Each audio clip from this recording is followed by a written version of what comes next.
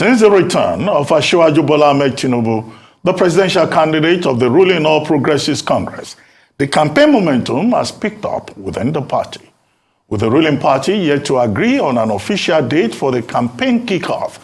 That has not deterred supporters of the party from showing solidarity by holding one rally or the other across the country. The latest rally that held in Lagos on Sunday, which was tagged 5 million man walk in support of the Tinubu Shetima ticket, was sponsored by the former chairman of the Lagos State chapter of the National Union of Road Transport Workers, NURTW, Musiliu Akinsanya, popularly known as MC Uluomo. Joining us on this show this morning as we discuss the party's 5 million man walk and the party's readiness towards the general election is Ayodele Adewale, the organizing secretary of the All Progressives Congress, Lagos State, member of Team Lagos 5 Million Solidarity Walk, and former chairman of Amuwo Odofin local government area. Welcome to the morning show, Chairman. Thank you. Once a chairman, always a chairman. No, the former. Anyway, I'm just pulling your legs. Thank you, sir. Tell us about this 5 million man march yesterday. The organization, the stakeholders that were there, and really, did you really have up to 5 million? Because I've seen some people saying, no, it's not 5 million. Maybe, the figure is exaggerated. But just take us through the experience. Well, thank you for having me on your platform. Basically, the march was organized by one of the support groups. And the support group was headed by Mr. Musiliu, that everybody knows as MC Uluomo and all of that, and some of the people that believes in him. And of course, some CBOs, some community-based association along the route that the march took place. They all came out, and from across Lagos, came out to support the aspiration of Ayodele Tinubu and Mr. Shetima. And of course, the governor of Lagos State, Mr. Babajide Olushola Sanwo-Olu. It's not, far-fetched that you can see from the Mamo crowd that a lot of people love Ayodele, love his program, love what he believes in, love what he stands for. And they took it upon themselves to carry out this thing. And I was also instrumental to giving some strategic support, media support, and all whatnot. Was it 5 million or 500,000? You didn't address that. Yes. If you look at the mammoth crowd, the crowd gauging it from all the way from Anthony down to the stadium in Surulere, you need to get a very good analytic person to bring out those numbers. But those numbers were far beyond what we expected. Okay. When it comes to campaign season, every political party has crowd. But on the day of the election, the game is different. With Lagos, that has well over 6 million registered voters. But on the day of the election, the last election as a benchmark, less than 1 million people delivered the governor in the states. How do we reconcile that with all of these big rallies? Well, that is why these marches are very important. In order to sensitize the people on the need to come out and vote. It's beyond the fact that Lagos have these numbers, but those numbers must indeed count. And I must commend INEC for introducing the technology which they have introduced now, the beavers, which has also made people to have more confidence on the electoral process. And that is why you see a lot of people coming out, speaking out, wanting to participate in these elections. And the work particularly is targeted at people who have the voters card. We are targeting those who have the voters card. Did everybody in that work have the voters card? Majority of them. But not all of them? Majority of them, over 90% of them. Because we made it a cardinal point that for you to participate, you must have your voters card. It is those cards that will earn you the liberty that you've always wanted, the kind of government that you wanted. And that is what will bring Asiwaju into power as the President of the Federal Republic of Nigeria. Okay, just one clarification. That rally yesterday, was it strictly for Tinubu Shetima ticket, or it was also for the Sanwo-Olu Hamzat ticket? Because some of the reports will say Tinubu Shetima. Some will say, oh, Sanwo-Olu, Hamzat, because the Lagos ticket, they too are going to run for election by March 11 next year. Second thing, in the campaign so far, all the persons who have been here, I keep asking them, when will the party manifesto, when will it come out? But what they tell you, without exception, is that, oh, Asiwaju will reproduce what he has done in Lagos when he gets to Abuja, when it gets to Aso Rock. That's what they tell you. And that's precisely what Mr. Akinsanya was also more or less saying yesterday. That our leader has capacity, he has competence, let him do for Nigeria what he has done in Lagos. When are we going to get specifics about what the APC wants to sell to Nigerians in terms of concrete issues, other than, oh, you did well in Lagos, you will do well as Nigerian leader? Do you have any idea? Well, primarily, to start from your first question, primarily the work is aimed at positioning all APC candidates.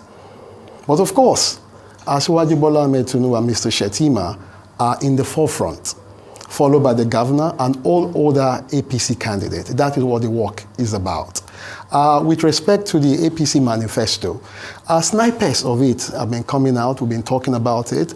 Asiwaju did talk about the free education thing, that he was going to make sure that education is free from kindergarten down to the university level. He has also spoken about infrastructure, spoken about energy. With regard to public energy, he did mention that he tried to bring Enron in 2000, if not for the PDP that kind of muscled down that project. By now, Lagos State will have been producing and selling energy not only to states in Nigeria, but of course across the sub-African region and all of that. The major manifesto will be unveiled at the unveiling of the APC flag of the campaign. You're going to see all of these things. So there's no hurry in it. We all know that Asiwaju stands for progress. He stands for hard work, and he has done it in Lagos before. He has done it in the private sector. He has done it even in the civil society, where he jettisoned his work in the ExxonMobil, joined the civil rights to fight for the enthronement of democracy that came on board in 1999, that everybody have hinged onto that to get into power. So Asiwaju understand all of these intricacies. But again, like Yoruba will say, Egunla lonjo gbeyin. You understand? The big masquerade will unveil the program that all Nigerians have been yearning for in order to carry us to the better level that we desire. So speaking about the issues, there's a very prominent issue that affects Lagos, which is flooding. And it's inundated most parts of Nigeria. We've lost a lot. As we speak now, there's a scarcity, even of fuel in Abuja, because most parts of Kogi is flooded and they can't get fuel in through the tankers. We saw the flooding that happened recently in Lagos. And when you people make the argument that this were the things that Asiwaju has done in Lagos, we've not been able to solve the problem of flooding, which the PDP candidates had to go visit homes of people and their livelihoods and their property was flooded. Most parts of Lagos, Lekki and every part, flooded. And it's a perennial problem, but we've not been able to tackle it. How come? Well, first and foremost, I must show compassion to those whose homes and livelihood have been ravaged with this flooding. But the flooding, again, is a global issue. It's an issue that is tied more to climate change and climatic condition. I have always attended United Nations Conference on Climate Change, right from Copenhagen up to Poland. And I've signed the United Pact on Climate Change. I was one of the very few people while in government that established a climate change unit to study and, of course, give a remedy to many of these problems. But the issue more is that we must all plug into this. Look at our drainage system, the primary drainage system and all of these things. People pouring refuse into these things and government coming to use some resources that would have been diverted to other productive ends to try to remove all of these things. And these are also part of the environmental program that Asiwaju have come to put in place. We need to create more embankment, especially in large Why would we not rivers. be able to do it in Lagos for all this years, even when it was there? We've done a lot in Lagos. If you look at the trajectory in the environment department, from 1999 till now, big storm drains have been constructed in Lagos, in Lekki and so many places. I've seen swamp boogies being put in these big storm drains in order to cut away refuse and vegetable waste and all of these things. We've even seen people on social media being captured, putting refuse in this. And that is why when I was in Amu Ward of as local government chairman, I made it a mandamus to continue to educate people on every environmental sanitation exercise. And that is one thing that I thought all Lagosians, all Nigerians will support. That monthly environmental exercise, as little as it is, was able to connect people, put large numbers of people in a mass movement in order to cut away many of these things. But again, the judiciary has spoken that we stop it. You understand? But I see in So do you want to bring back environmental sanitation if the people will, not about Aswaju now. Okay. The people, look, a society must determine on the way they want to be governed, on the way they want to take care of themselves. We've seen in some society that this environmental sanitation have been imbibed. It is a way of reducing government costs and getting people to get along, not just enslaving the people, but people to understand the fact that they need to take ownership of their environment. But it's the restriction of movement that people were against, not the exercise itself. People still clean the environment. Restriction of movement, you understand, must be agreed by the people. Now, if you restrict movement for 4 hours and we all come out in large numbers for national duty to take care of our environment. Why restrict movement in a city as big as this? As big as Lagos, you must understand our peculiarity. If our peculiarity demands that we restrict movement in order to take care of our environment, for our environment to take care of us, so be it. Well, you but the people recall must agree to that. That an individual went to court and said that you cannot restrict movement. Definitely. Because the right to the freedom of movement is a constitutional right. Definitely. Whether the purpose is environmental sanitation or not. Okay, but let's start about that. Let me go back to the point about rallies.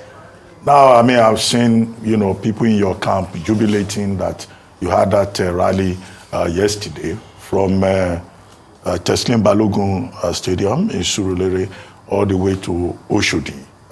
From about 7 a.m. when people started converging to about noon. But you will recall that, also your rivals in other political parties, specifically the Labour Party, they've been saying on October 1, the Labour Party organized rallies in Lagos. And that they were in Festac, they were in Ikeja, they were in Surulere, they were, in different parts of Lagos. And it was, almost spontaneous. And that, look, what you did yesterday pales into nothing compared to their own. And that what you did is just a copycat demonstration of, the fact that, oh, this is Lagos. What do you say to that? Well, someone once said that talk is cheap. They have the freedom of right to say whatever they want to say. You're talking about the strength of a party, Labour Party, and if you look at the numbers that they brought out, it's not up to the number of a support group. The people that organized yesterday's rally was just a support group. That is not the strength of the party in Lagos.